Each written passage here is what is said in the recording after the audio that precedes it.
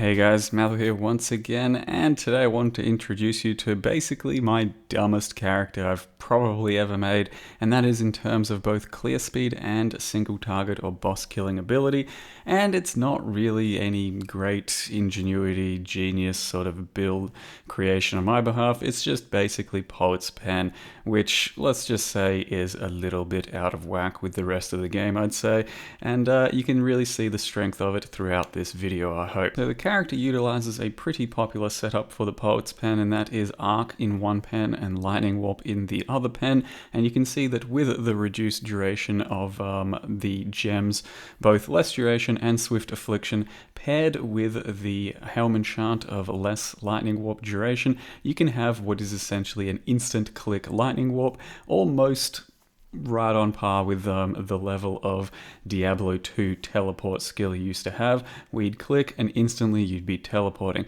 It's not quite that instant, does have a slight delay, but it does regardless make Lightning Warp something really reliable and quite useful in this setup, so that every single time you are right clicking with your frenzy, you are warping to a location and then chaining off a bunch of arcs as well.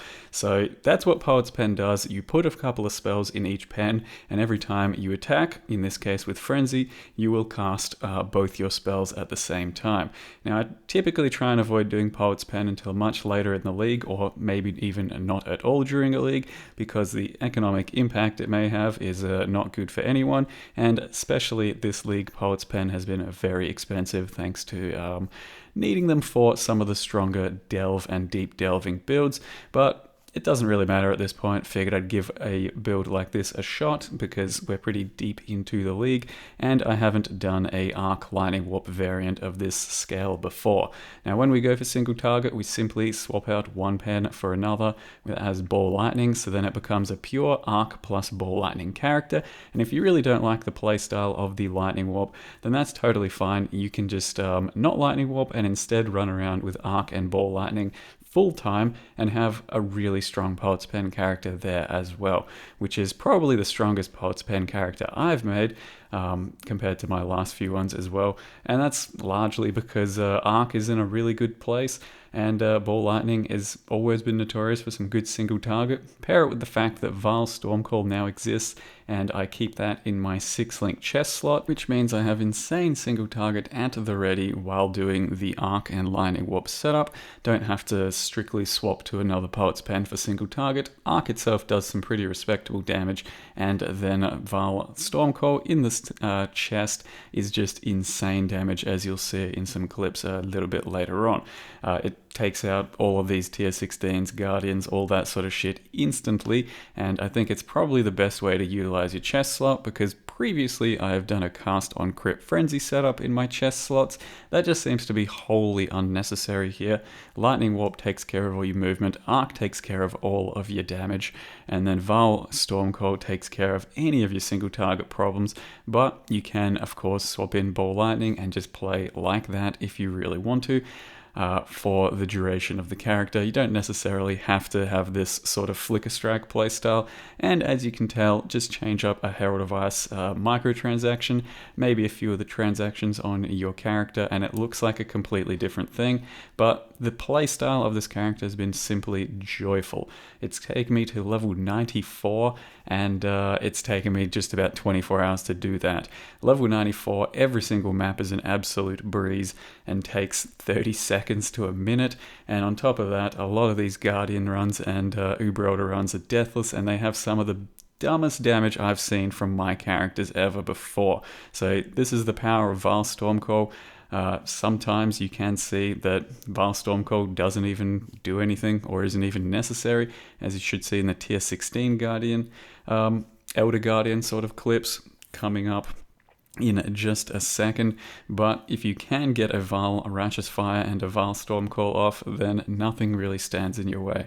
So here's the damage on a tier 16 Elder Guardian. No Vile Stormcall, no Vile skills necessary, just pure Ball Lightning and Arc. And I guess I forgot to mention, but I did choose Inquisitor for this Ascendancy, which of course I'll go over in detail in just a couple of minutes.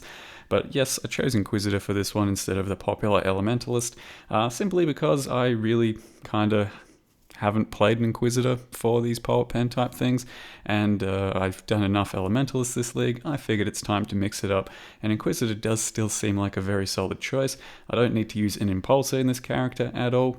The only real requirement is a couple of pens, and then the rest is somewhat flexible, and I wanted to just avoid having to get penetration in the build, and overall I thought Inquisitor has been the right choice for the build. So I did end up doing something like 5 or 6 Uber Elder runs. Such was the power that I managed to do a couple of runs, well, just one run, fully zoomed in as close to first person PoE as I've ever gotten, just as a bit of a challenge. And it's really quite tough when you sometimes don't know where Shaper is, where he's shooting his balls from, where Elder is, where he's shooting his spears from. End up getting one death and getting this one down, so it wasn't too bad, but it was just a little bit more fun. Ultimately, being this zoomed in is just uncomfortable and not the greatest playstyle, but Poet's Pen, Arc, Ball Lightning, very strong for all of this shit, so it really didn't matter, and we got it down anyway. So I do want to go over the entire character for you guys as sort of a guide, and then show you a Uber Elder run, one of the many I did, and it went pretty well. So here is our character. It's now a level 94 Inquisitor called Pepega Pen. It's a Twitch emote plus Poet Pen, whatever. Took us, like I said, 25 hours to get to level 94, do about 5 or 6 Uber Elder runs, a bunch of delving. It simply has to be the fastest character I've played probably ever. I don't think anything's been quite this fast for both clear and single target as a combination, and it is respectably tanky in its own right. It's got enough of a life pool that does go up to 6100 when we're actually doing proper endgame with our Mark of the Shaper, but I use Call of the Brotherhood to clear with. So as always, when I go into a Poet's Pen character, I do want to explain the mechanics of Poet's Pen. So simply put, you put your Arc plus your Lightning Warp into each pen, or whatever spell you want. You have to put one spell in one pen and a couple of supports to it, and another spell in the other pen with a couple of supports to it. And every time you attack with whatever attack you choose, in this case Frenzy, you will cast both spells at the same time. Now, there is a cooldown initially of 0.25 between these spells, so you cannot have a spell trigger more than once per 0.25 seconds. So if you have 100 attacks a second, doesn't matter, you will only be getting your spells off every 0.25. There is of course a slight way around this with cooldown recovery speed stuff off of Shaper belts and Shaper boots. So if you have the cooldown recovery speed, that means you can get that 0.25 cooldown to slightly better numbers. And in this case, I now, as you can see in the top right hand corner of the arc, have 0.19 cooldown time.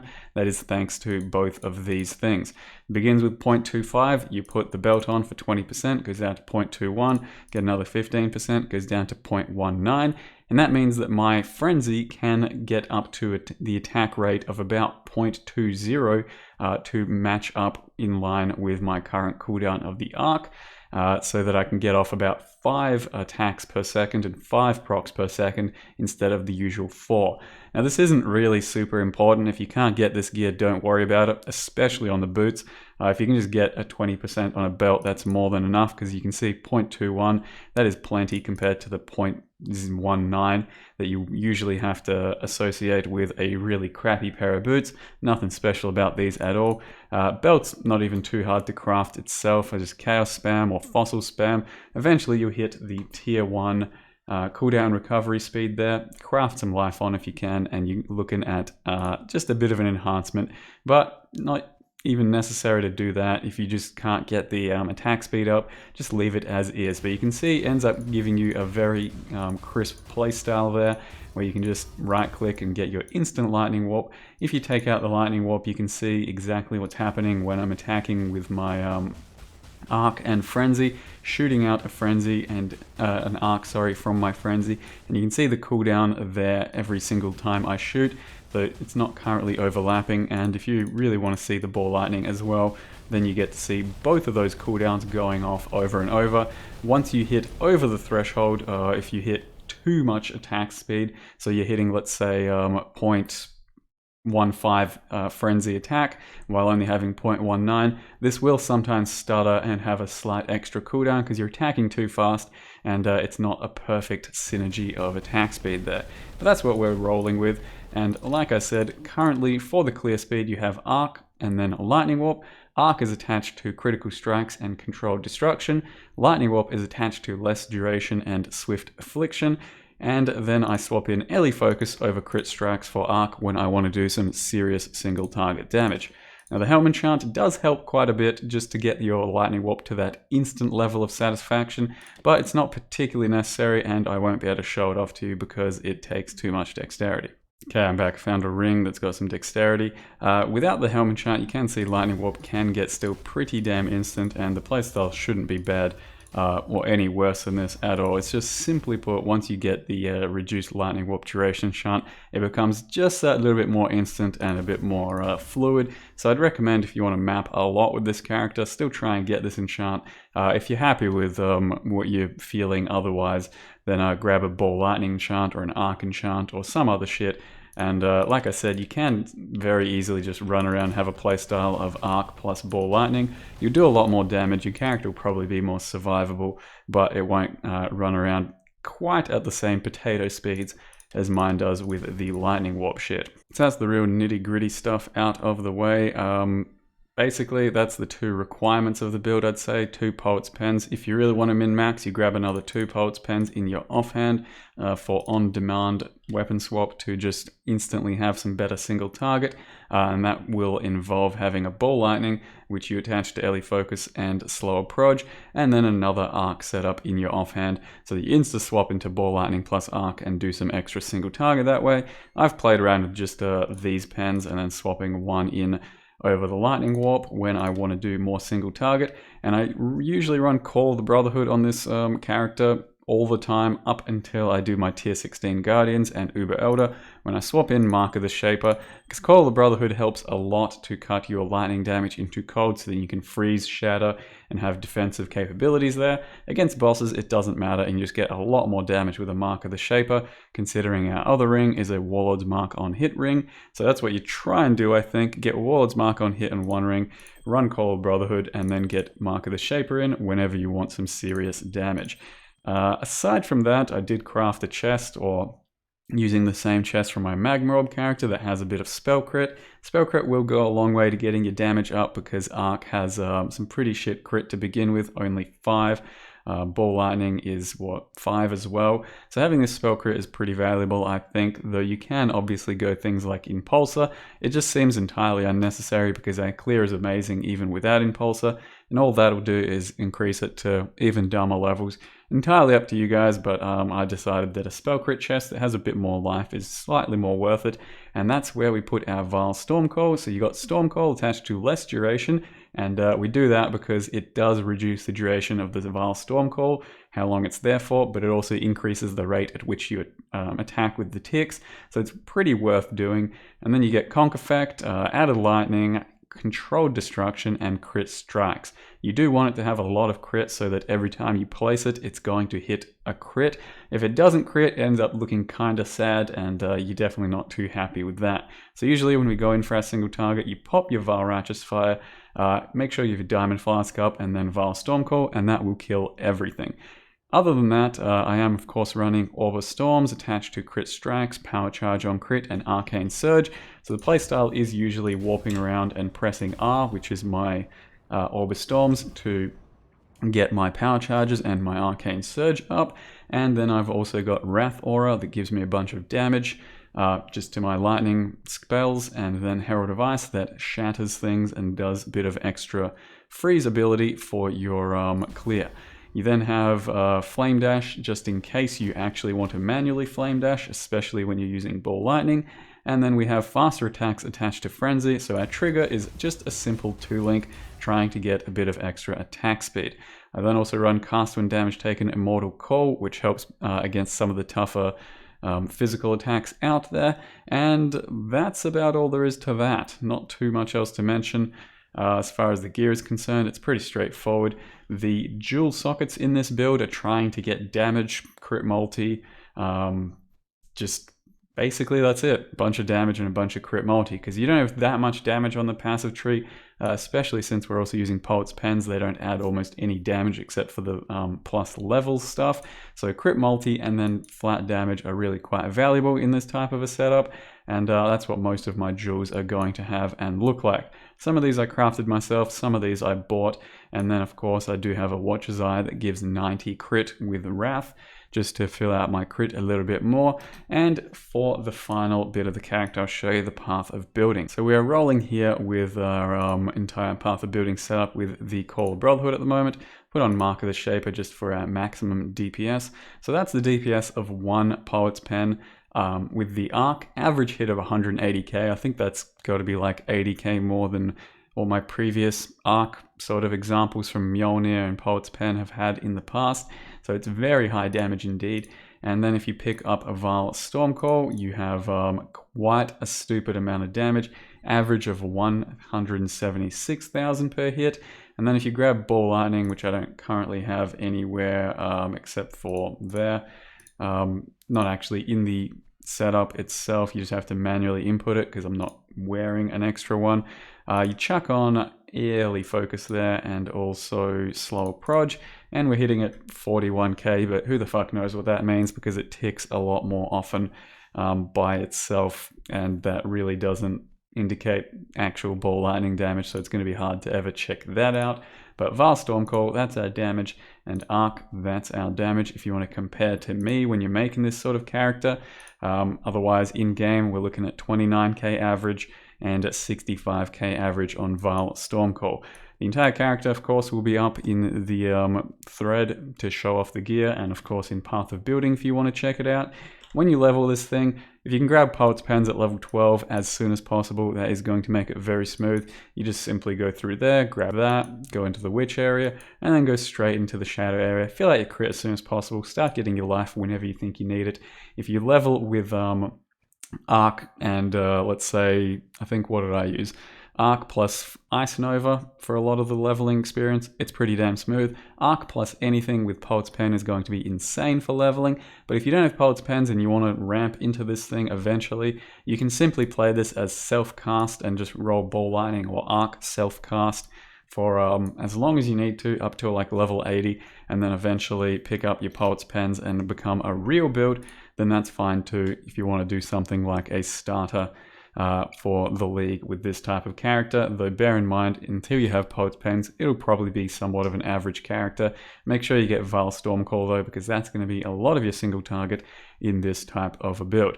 So that's the entire guide for this one, guys. Poet's Pen, pretty damn crazy, as we all know, and this is probably the strongest PP build I've ever played. Probably the strongest character I've played this league, and probably the funnest thing I've done this league, which is why I got to level 94 so easily and so enjoyably. I'll leave you with one of the Uber Elder kills I did. It was Deathless, I believe, and overall I think you can farm pretty strong on this character with Uber Elder once you get your playstyle down. So thank you very much for watching. I hope you guys enjoyed the character, and see you next time. Putrefy, rot, spoil, and I hate having to fucking flame dash with this speed.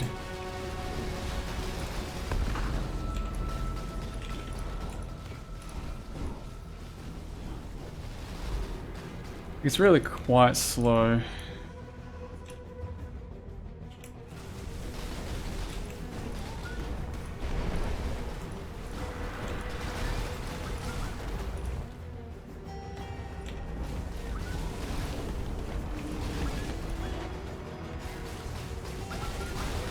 I just wish I had perma Quicksilver, basically.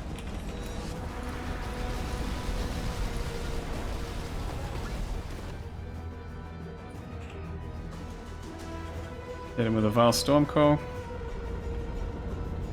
think we got the proc, right? This phase is always kind of sketchy on a caster, I feel. I think it's just because I'm shit with dealing with it. It's probably not that hard to move the right way every now and again. Just shift a little bit. For some reason I always do it way harder, I think. Ah, fuck, really?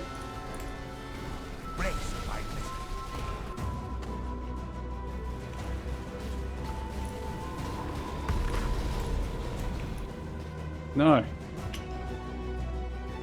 I don't like where this is going.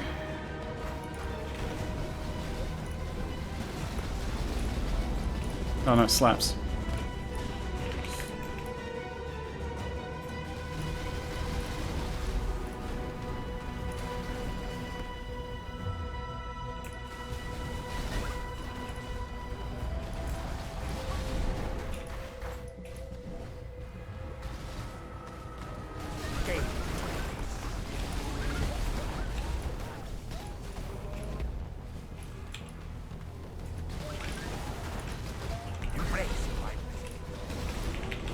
Oh my god, that was the most clutch Vilestorm call ever.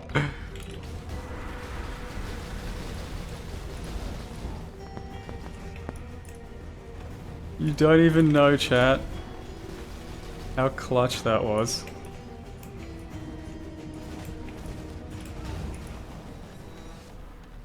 Like the Elder went for the slow and the slam was about to hit me, but the Vile Storm Call just topped him off before it happened.